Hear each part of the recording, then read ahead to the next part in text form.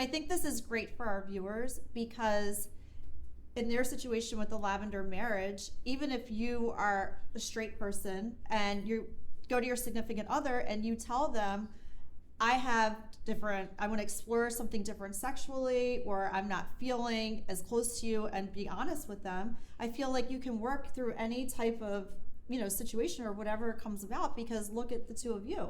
Yeah. Like, you're working it out. Yeah. And it's amazing. Well, and you have to think about it. We were together in our early 20s, and now we're in our mid 40s. Yes, and people change. You change. That's so much time, and you're a different human. Which is, it's great what you're doing and the message that you're sending to people, even if you're not gay and you're straight. Right.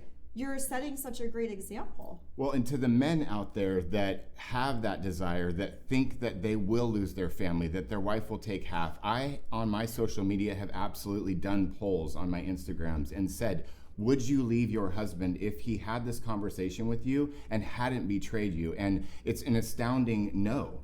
I think 70 to 80% of women have said, like, no, I would find a way to work through it. And in fact, most women were like, I want what you have. I want that real relationship. Yeah. So, it's possible. I'm not saying that's the case for all, but, it's certainly something worth, not continuing to live your life with all of that guilt and everything else that you're doing. Because ultimately what happens is those men end up becoming narcissist, right? And becoming they become abusive to the woman because they're hiding stuff. Yeah. And so that's what happened in my you're tearing that woman down, and now you're ruining your family by doing that. And that's exactly what happened after 27 years. The same thing. My husband's telling me on a daily basis, I'm not sexually attracted to you, when really he could have been honest about what is he sexually attracted to, and maybe we could have worked this out like years before, but because there was so much betrayal, which you avoided, which is amazing. Yeah.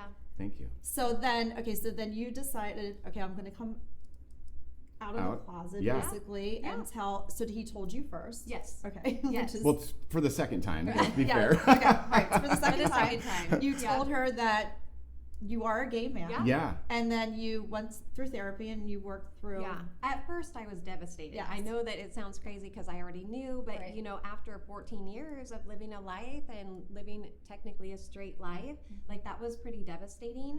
However, again, people around us were saying the only thing is to move out, get a different home, live separate lives, and that's just not what I could see. He's my best friend. I don't care if he's gay, straight, any indifferent. That's my friend. That's my family. And so then we went through therapy and worked through it. And so what's the dynamic like now in terms of, so you have the friendship, but then you're able to.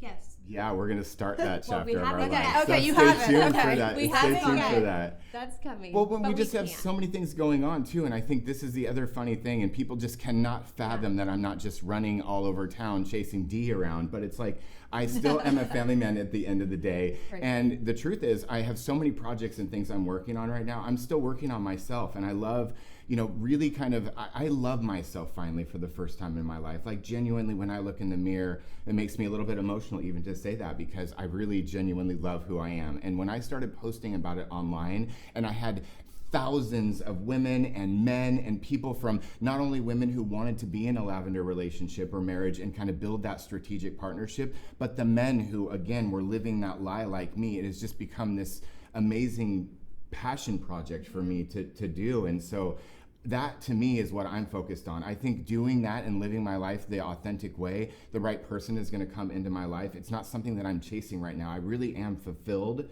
being the family man that I still am. We live in the same new house, but we each have our own floor in the home. It's 4,000 square feet. We've got plenty of room to grow, and we'll probably. So you're no longer in the same. No. Oh no. Okay. I did sleep with her here, and not sleep, Right, but we shared a bed, and it's funny And because it reminded me how much I love my own bedroom. I'm like, I was not the problem. Yeah. So moving forward, you'll have your floor, you'll have your floor, you'll be in the same house. Yeah. You'll still have dinner together. Yeah. Oh, yeah. So you'll still have the same life. Yeah. We do everything. I just still going to fill her add. gas tank. Okay. She still does So things what for me. happens if you meet another person? I'll start dating another person, and the funny thing is, again, for the people out there that would challenge that and say, like, no one's going to want to be in a relationship with you when you still have a wife, my DMs prove otherwise.